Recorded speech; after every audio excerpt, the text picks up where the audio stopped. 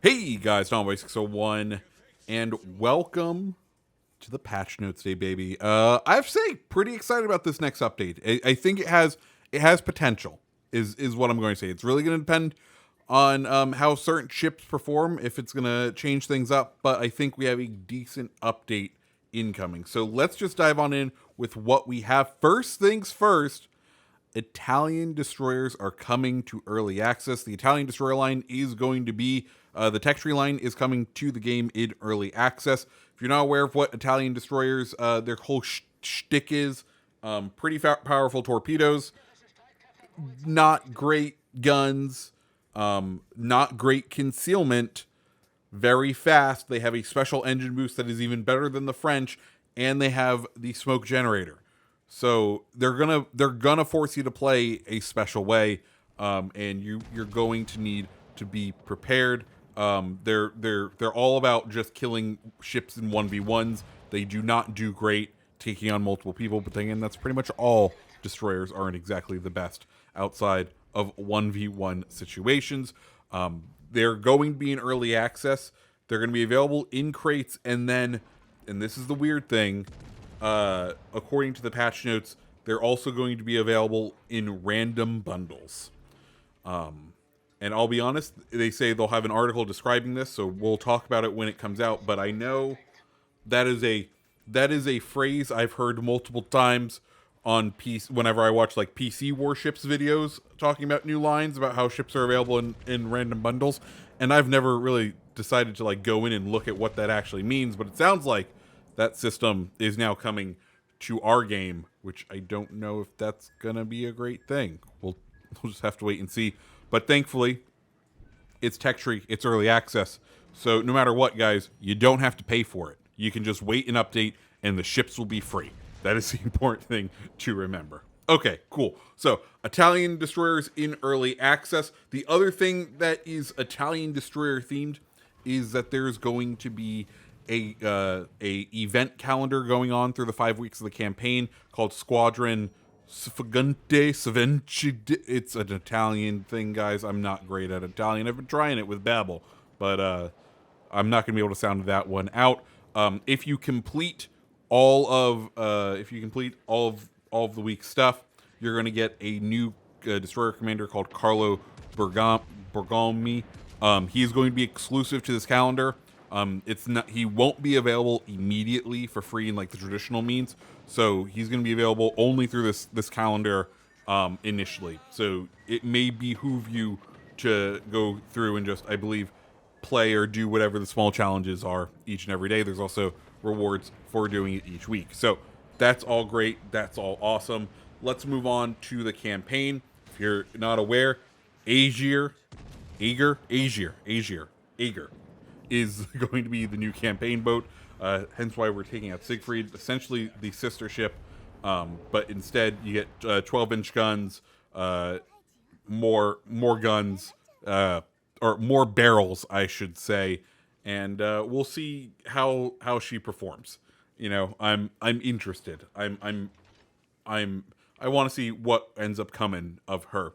Beyond that, you have the usual campaign rewards. If you don't buy the Admiralty backing, you can expect 50 common boosters, 25 hunter camouflages, 350,000 research points, 125,000 commander XP, 800,000 credits, 7,500 global XP, 15 promotion orders, 1 insignia, 1 commendation, 7 days of premium account time, 3 big spring crates, 2 Italian destroyer crates, 1 German commander crate, 1 patch background, 1 patch symbol. Cool. And then if you decide to buy the Admiralty backing, you'll get all of that, and then in addition to 50 rare boosters, 25 hunter camouflages, 1.4 million research points, 325,000 commander XP, 2.9 million credits, 37,500 global XP, 30 promotion orders, 4 insignia, 4 commendations, 750 doubloons, 7 big spring crates, 8 Italian destroyer crates, 1 commemorative flag, 1 Admiralty backing, and then that is the campaign. As far as other new things coming to the game, we do have more tech tree additions in the form of new tier 8 ships. That's right, Soviet cruiser Petropavlovsk, Soviet destroyer Nostroshimi, Italian cruiser Brindisi, Italian battleship Lepanto, and Pan-European destroyer Smolensk are all coming to the game. I think this is an exciting grouping of new boats. I'll definitely be taking out Smolensk will be on my list. Beyond that, I don't know which other one I may pick out. Right now, I think I really only have the credits to do one. So Smolensk is definitely going to be my top pick of those. Beyond that, Brawl is going to be returning. New rules are present in this update, and the first season will get started on June 1st.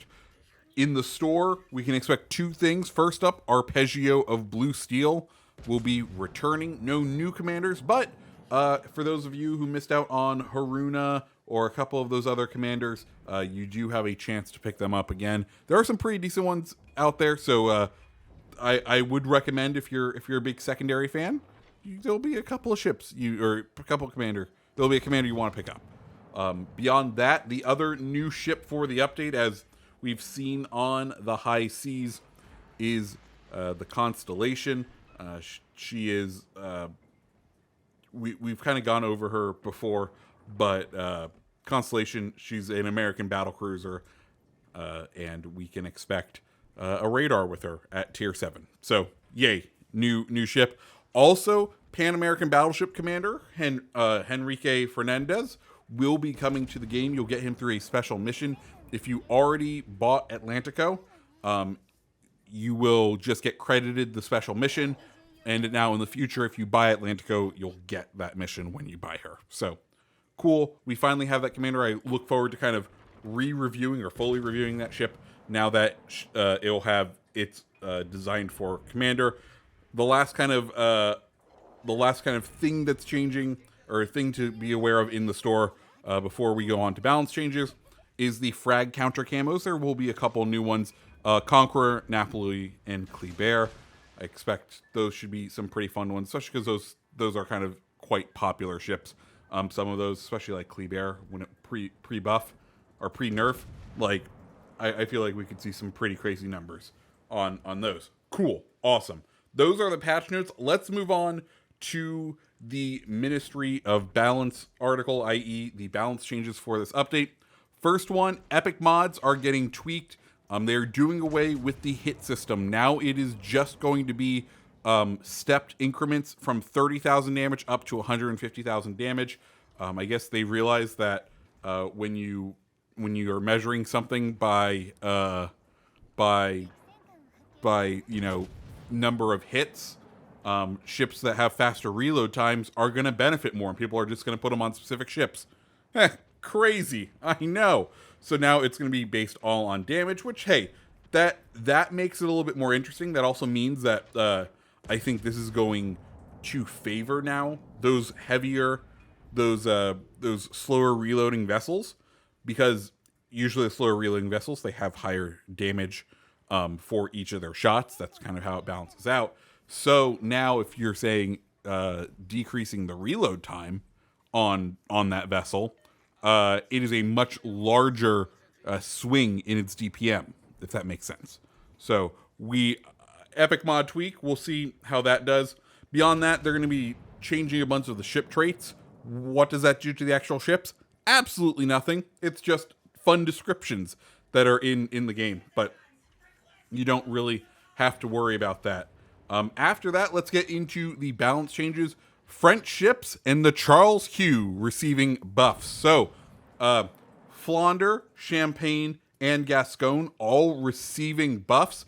Flandre, main battery reload time is being reduced to 32 seconds. Secondary battery range is being increased to 6.8 kilometers. Rudder shift time is being reduced to 15.1 seconds. Concealment is being reduced to 15.2 kilometers.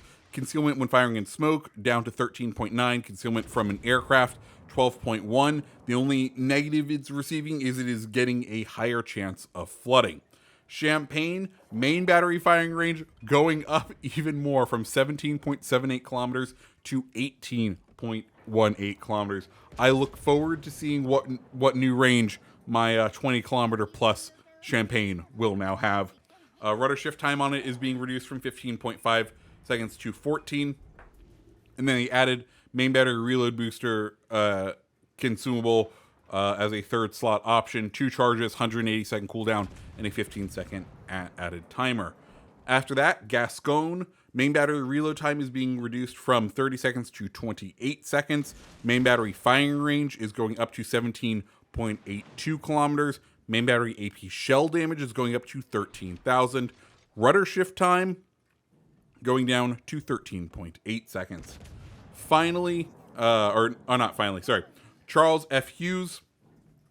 This one is going to make me want to take this boat out, even though I absolutely hated it. Main battery reload time going from 3.5 seconds to 3 seconds. Torpedo reload time from 110 seconds down to 100 seconds. And then they've added a defensive anti-aircraft consumable in the 4th slot. You get 2 charges of it.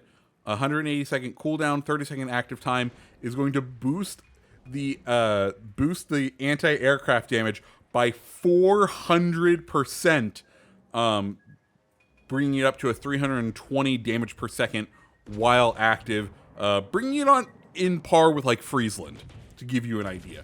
So Charles Hughes becoming the AA destroyer for the Americans. ZF6 receiving a small buff, her base HP going from 17,000 to 18,000.